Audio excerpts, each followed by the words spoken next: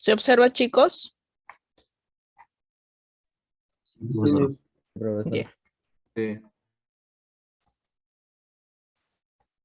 Muy bien, chicos. El día de hoy entonces estamos desarrollando la semana 7, que refiere al virreinato del Perú, ¿ya? Al virreinato del Perú.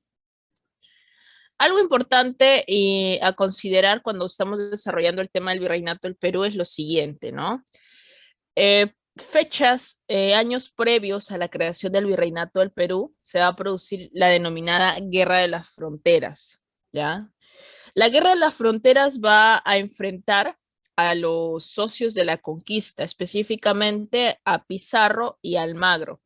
Producto de este conflicto que surge en torno a las gobernaciones que se les había sido asignadas en la famosa capitulación, ¿ya? En la famosa capitulación, es que Almagro, cuando empieza a verificar, a ver qué era en realidad lo que le había tocado en cuanto a la gobernación que se le fue asignada, se da cuenta de que los territorios que a él se le habían asignado pues estaban totalmente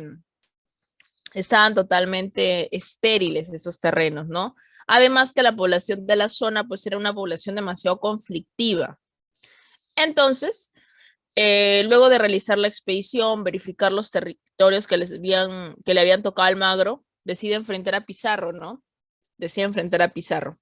A partir de ahí y a raíz de ello es que surge esta enemistad entre estos dos grandes amigos, entre estos socios de la conquista, ¿ya? Producto de ello, la corona española va a tener que tomar las riendas, ¿no? Va a tener que tomar el poder aquí en América, sobre todo en estas gobernaciones que habían sido ya divididas, para evitar un caos social, ¿ya? Para evitar un caos social o una guerra civil que al final terminó por darse. Luego van a surgir las guerras de las encomiendas, ya que a raíz de las nuevas leyes de India se establecía pues que ninguna persona iba a tener de manera vitalicia ni tampoco se podía conceder a la muerte del encomendero a sus familiares las propiedades. Entonces, esto hizo estallar, ya eso hizo estallar eh, a los encomenderos, dándose la famosa rebelión de los encomenderos contra la corona. Luego tenemos la Guerra de los Insatisfechos. Es una rebelión liderada por Francisco Hernández Girón contra la Real Audiencia. Ahora, ¿cómo se creó el virreinato del Perú? Inicialmente hablamos de gobernaciones, posteriormente ya viene la creación del virreinato. La creación del virreinato del Perú viene a raíz de las leyes nuevas de Indias, en las cuales vamos a encontrar que por Real Cédula de Valladolid, el rey Carlos I, un 20 de noviembre de 1542, otorga la creación del virreinato del Perú, pero la otorga pues por documento, ¿correcto? Porque si ustedes me dicen, profesor, ¿y cuándo en realidad se estableció el virreinato? En realidad se establece el virreinato del Perú hacia el año 1544, específicamente 16 de mayo, ¿ya? En cuanto a la extensión, por el lado norte limitó con Panamá, por el lado sur con Chile, por el lado oeste con el Océano Pacífico y por el este con los dominios de Portugal, el gobierno de Venezuela o el virreinato de Nueva España, ¿ya? Por ejemplo, este es un mapa que corresponde al año 1810. A partir de este año hacia adelante se van a producir una serie de cambios producto justamente de lo que se venía suscitando en Europa. También la realización de las famosas Cortes de Cádiz, que van a cambiar en cuanto a territorio, jurisdicciones, al virreinato del Perú. En cuanto a la organización política, hablamos de dos tipos de autoridades. Tenemos a las autoridades metropolitanas, dentro de las cuales tenemos al rey, considerado un monarca absoluto, un monarca déspota. Se creía que el rey era un intermediario entre Dios y el pueblo, enviado en este caso para gobernar, para interceder. Por ello es que se creía, ¿no?, que el rey tenía pues poderes divinos. ¿Cuáles fueron sus principales atribuciones, sus principales funciones?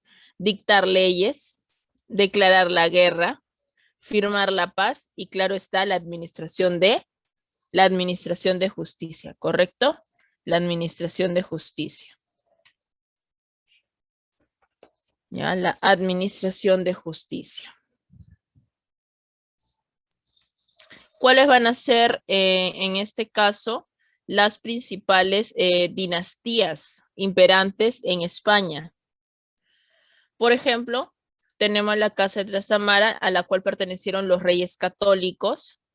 Luego tenemos la Casa o la dinastía de Habsburgo, a la cual en este caso perteneció el Carlos I, el primer gobernante de la dinastía Habsburgo, y el último gobernante de la dinastía Habsburgo, que sería Carlos II el Hechizado. Recordemos que Carlos II el Hechizado, debido a que no pudo tener descendencia y lo sorprendió la muerte, con él termina la dinastía de los Habsburgos y se ven obligados en otorgarle la corona, el poder, a otra casa, a otra dinastía, que en efecto va a ser la casa de Borbón o la dinastía de Borbón.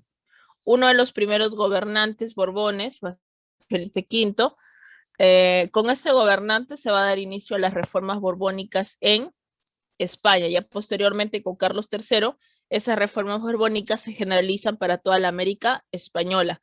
El último gobernante de la Casa Borbón, bajo el cual, o bajo su gobierno, el Perú logra su independencia es Fernando VII. Deben acordarse ustedes que este 28 de julio del año pasado se invitó, ¿verdad?, a un rey, en este caso de la dinastía Borbón. ¿No se acuerdan?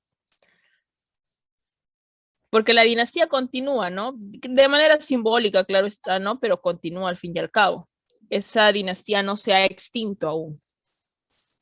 ¿Sí? ¿Recuerdan cuando Castillo en su discurso en el Congreso pues mencionó algunos de los abusos realizados por la corona española en la época colonial?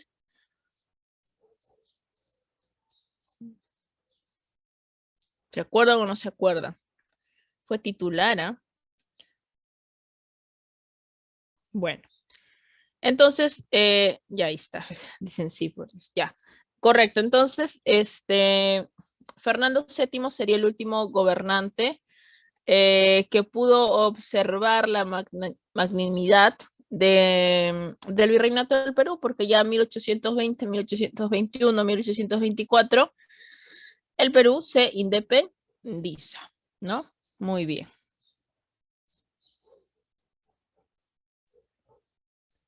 Las cortes. Las cortes presentan origen medieval y estuvieron conformadas ¿por quién? Por la nobleza, por el clero y por el pueblo. La nobleza, clero y pueblo. ¿Quiénes las convocaban? Bueno, las convocaban el rey. Y era también el rey quien determinaba el asunto que se iba a tratar en esas cortes. También elegía cuál iba a ser el tipo de votación que se realizaría. En cuanto a las atribuciones, hablamos del funcionamiento irregular. Eran convocadas en cualquier momento, ojo con esto, ¿ya? En una fecha improvisada, eran pocas, no influenció en la administración colonial, ¿ya? Pero cuando llegan las cortes a tener renombre, tanto en Europa, en España, como aquí en la América Española, será justamente en el año 1812. Ustedes dirán, ¿por qué me dicen el 1812? Bueno, porque producto de estas reuniones de las Cortes de Cádiz, se elabora la primera Constitución española, una de las mejores constituciones de su época, que si bien es cierto, no entró en funcionamiento porque inmediatamente en Europa se estaba restableciendo todo, pero fue una gran constitución. Reconocía algunos derechos y algunos beneficios para los menos favorecidos.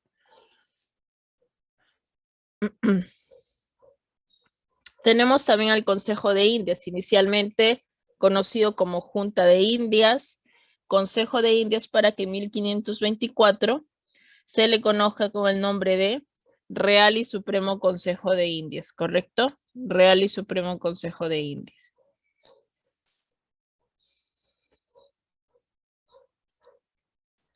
Ahora, ¿cuáles eran sus principales funciones del Consejo de Indias? Autoridad legislativa y administrativa para la América Española,